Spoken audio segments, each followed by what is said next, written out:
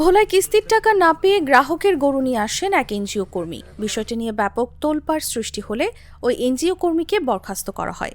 তার নাম হাসিনা বেগম। তিনি ভোলার চরফ্যাশন উপজেলার দক্ষিণ আইচায় গ্রামীণ জন উন্নয়ন সংস্থার মাঠকর্মী হিসেবে কর্মরত ছিলেন। ভুক্তভোগী কুলসুম বেগম জানান, 10,000 দিন মুসাল্লাহ সপ্তাহ এরা মানেন না, মাননের বিদায় এরা গরু লিয়ে গেছে। আমি লেন কইরা আমি গরু চুরিয়ে আনছি। গত কয়েক মাস আগে দক্ষিণ আইচায় গ্রামীণ জন উন্নয়ন সংস্থা থেকে 70,000 টাকা ঋণ নেই। এ পর্যন্ত সপ্তাহে 2,500 টাকা করে 13টি কিস্তি দিয়েছি।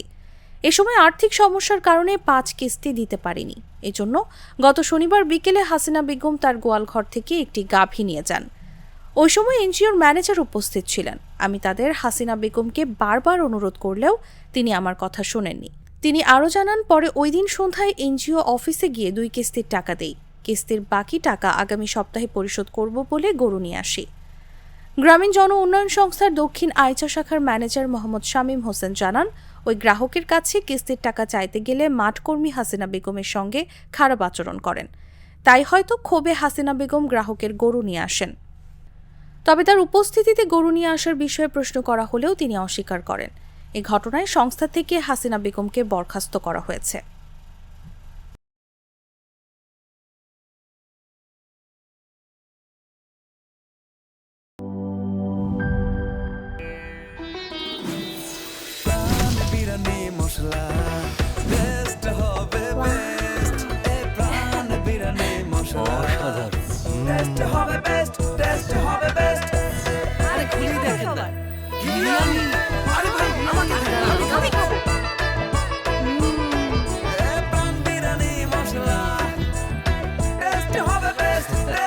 প্রাণ বিরিয়ানি মশলা, টেস্ট হবে বেস্ট। প্রাণ, জীবনের স্বাদ।